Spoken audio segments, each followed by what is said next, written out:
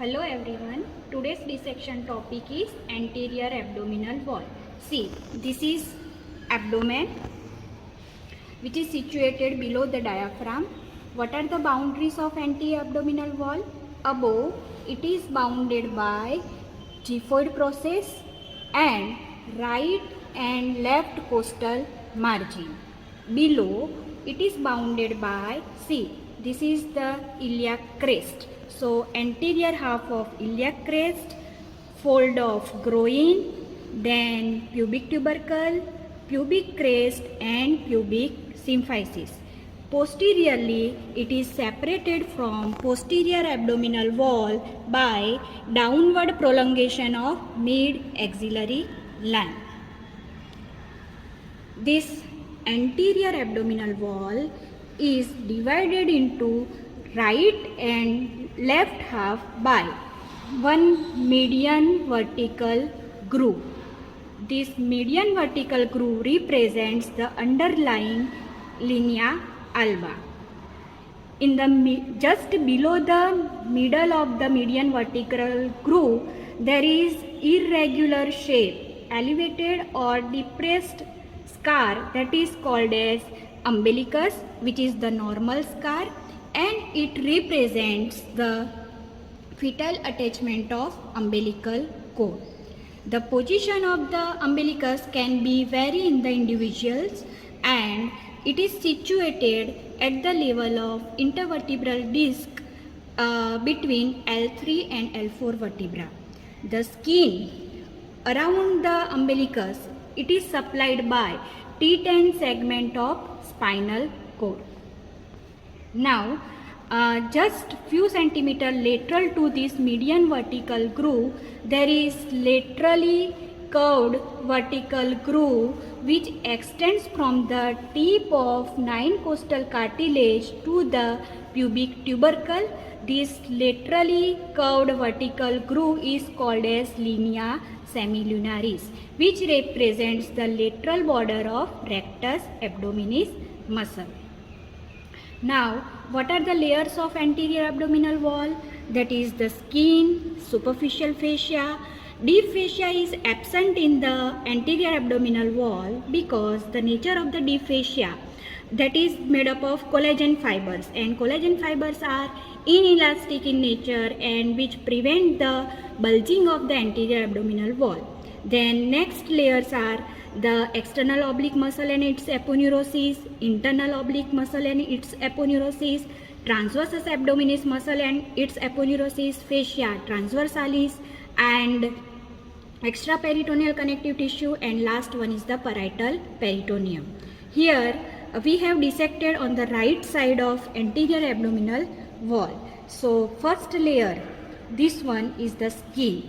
Then second layer, that is the superficial fascia, which contains the fat, then cutaneous vessels, nerves and lymphatics. Now you can see here the anterior end of iliac crest, that is called as anterior superior iliac spine. So the line joining two sides of anterior superior iliac spine, just above this lining, this superficial fascia has only single layer, but below this lining joining the two sides of anterior superior iliac spine, this superficial fascia has two layers, that is the superficial fatty layer, that is called as Camper's fascia, and deep membranous layer, that is called as Scarpa's fascia. So superficial fatty layer, that is the Camper's fascia, and deep membranous layer, that is the Scarpa's fascia. And you can see here the cutaneous nerves which lying in the superficial fascia. So the skin of the anterior abdominal wall is supplied by lower 6th thoracic nerve and first lumbar nerve. Now external oblique muscle. Origin of external oblique muscle, that is from the outer surface and lower border of lower 8 ribs, means 5th to 12 ribs. after origin from the ribs, the muscle fibers will go downward, forward and medially. Where is the insertion of external oblique muscle? Most posterior fibers of external oblique muscle are going to insert on the outer lip, anterior 2/3 of the outer lip of ventral segment of iliac crest. So you can see this is the iliac crest. So here on the outer lip of iliac crest there is the insertion of the most posterior fibers of external oblique, and this most posterior fibers has a posterior free border which forms the anterior boundary of lumbar triangle of Petit. So you can see this is the latissimus dorsi muscle, this is the external oblique, and base is formed by the iliac crest, which is the weak area for the lumbar hernia. Now, remaining fibers of external oblique muscle will go downward, forward and medially, and they will form the broad aponeurosis, and this aponeurosis will form the anterior wall of rectus sheath, and after covering the anterior wall of rectus abdominis muscle, this aponeurosis inserts on the linea alba, which is extend from the gyphoid process to the pubic symphysis. Now, if you see at this aponeurosis of external oblique, upper border of this external oblique aponeurosis is almost horizontal and which is covered by the pectoralis major muscle of the pectoral region. Lower border of this aponeurosis, you can see here, it is folded backward and it is going to form a inguinal ligament which extends from, see, this is the anterior superior iliac spine. So inguinal ligament extends from the anterior superior iliac spine to the pubic tubercle.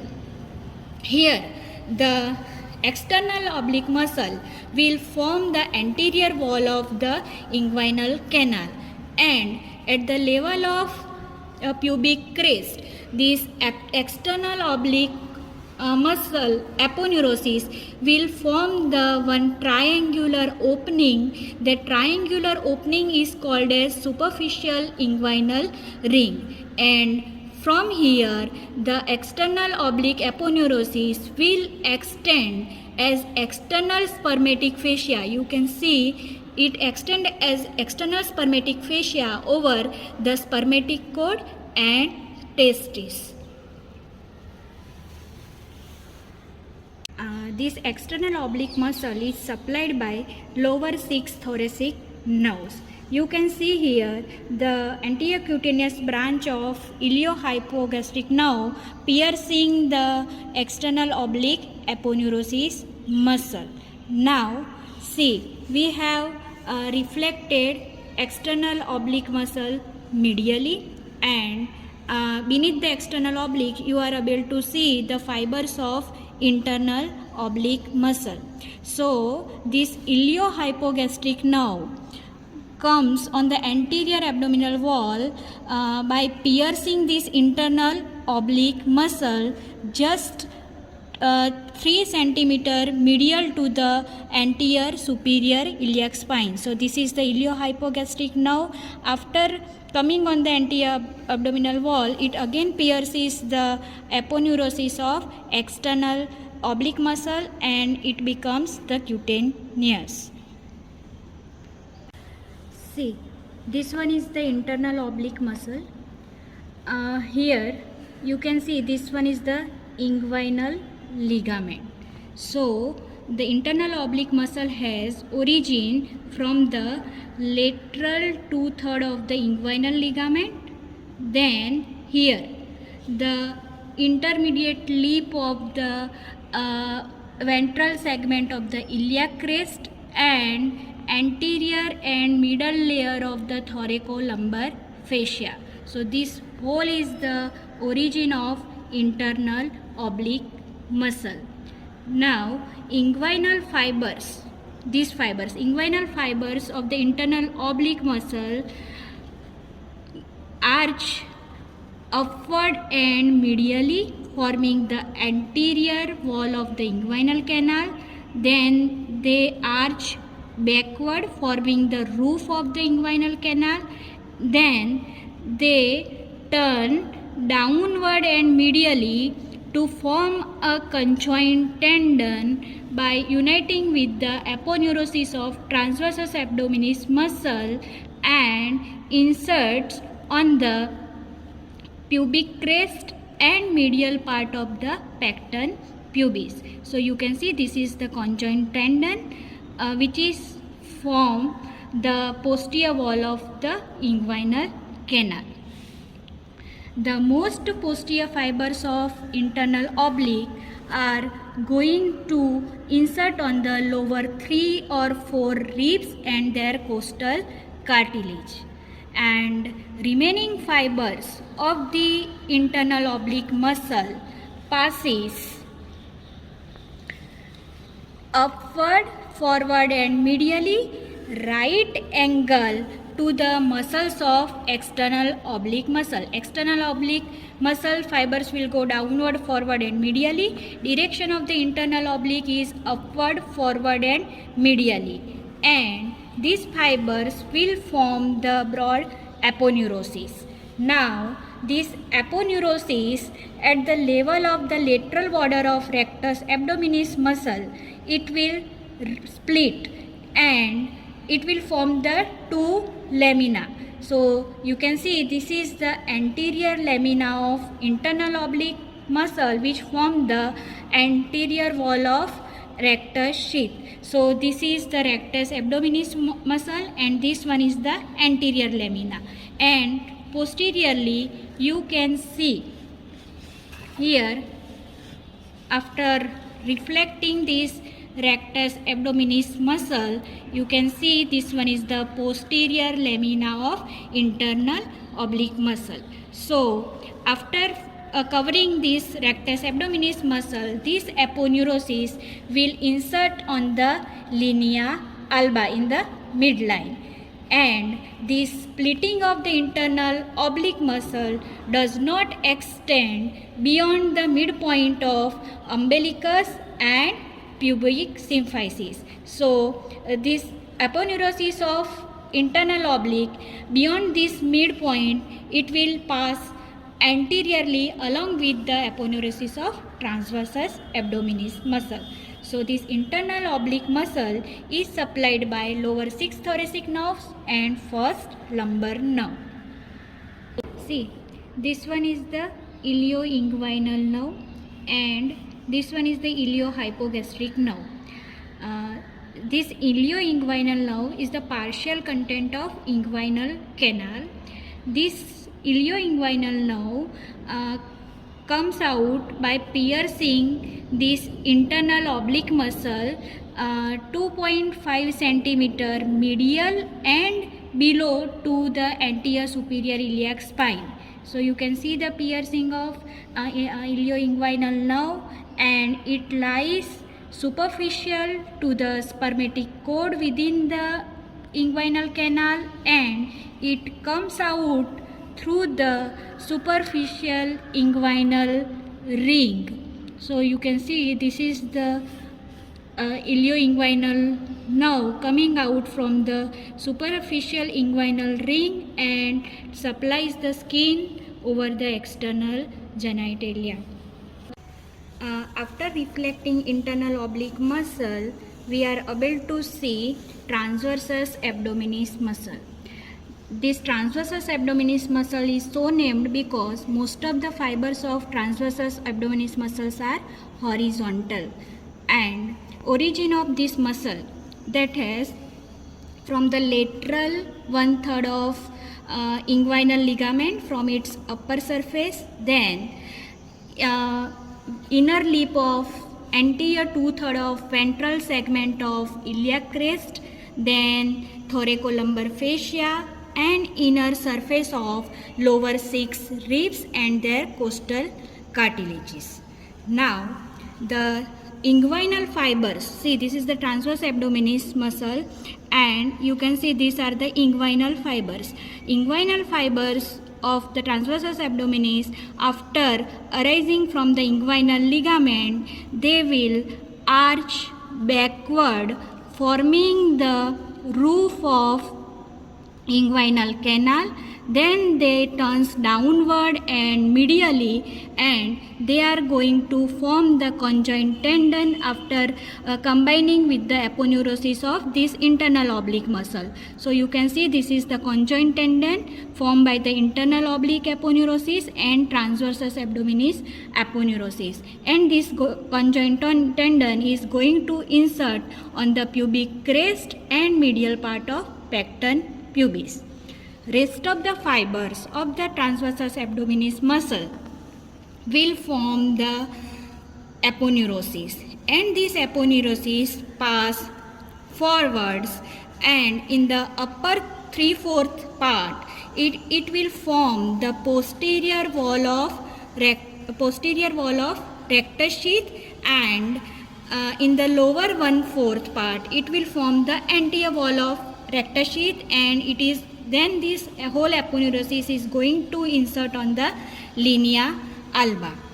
Between this internal oblique and the transversus abdominis muscle, there is formation of neurovascular plane of the anterior abdominal wall in which nerves and vessels lie. So you can see nerves and vessels within the neurovascular plane. This transversus abdominis muscle is supplied by lower 6th thoracic nerve and 1st lumbar nerve.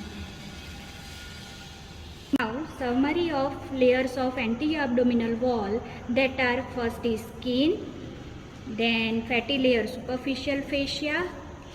Beneath the superficial fascia, this layer is the external oblique muscle and its aponeurosis. In the aponeurosis of external oblique muscle, you can see the superficial inguinal ring, and this aponeurosis also forms the anterior wall of inguinal canal.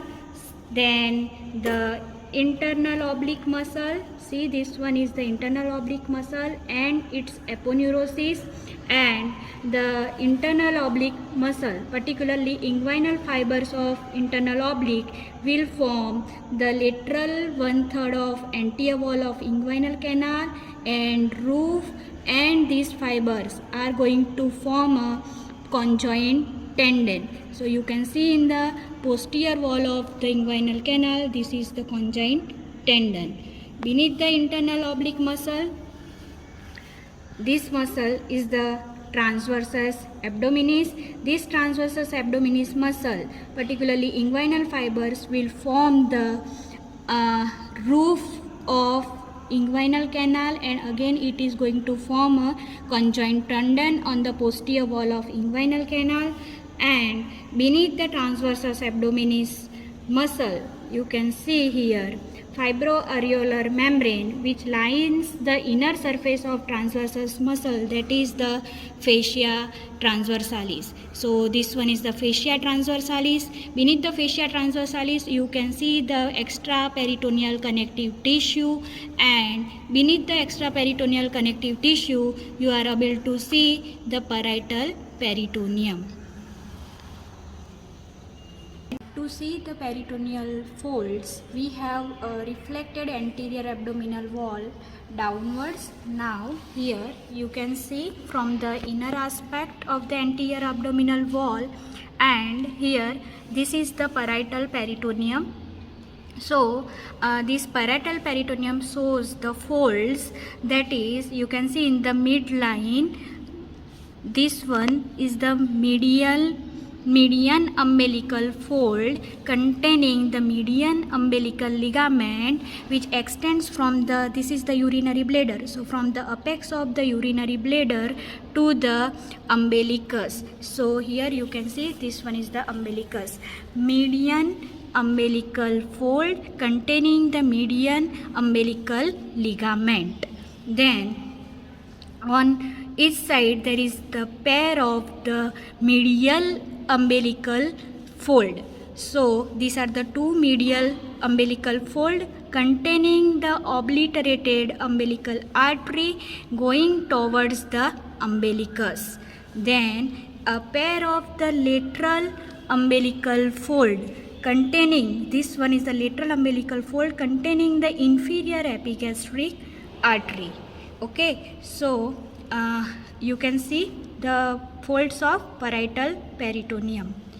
We have dissected the contents of peritoneal folds here. In the median umbilical fold, you can see this content, that is the median umbilical ligament extending from the apex of urinary bladder to the umbilicus. Then here this is the medial umbilical fold which contains the obliterated umbilical artery. On both sides you can see the obliterated umbilical artery within the medial umbilical fold, and in the lateral umbilical fold you can see this one is the inferior epigastric artery.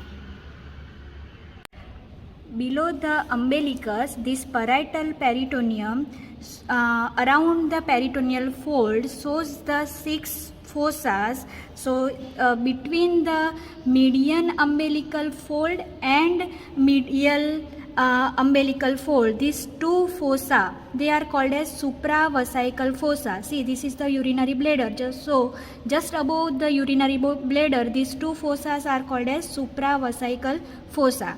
Between the medial umbilical fold and lateral umbilical fold, on both sides there is the pair of the lateral medial inguinal fossa, and just lateral to the lateral umbilical fold, so this one on this side, that is the lateral inguinal fossa. So you know that this inferior epigastric artery which overlies over the lateral inguinal fossa. So inferior epigastric artery act as a guide to identify the inguinal hernia. So if the hernia occurs through this supravesical fossa and this medial inguinal fossa, then it is considered as direct inguinal hernia, and if the hernia occurs just lateral to this inferior epigastric artery, then it is called as indirect inguinal hernia.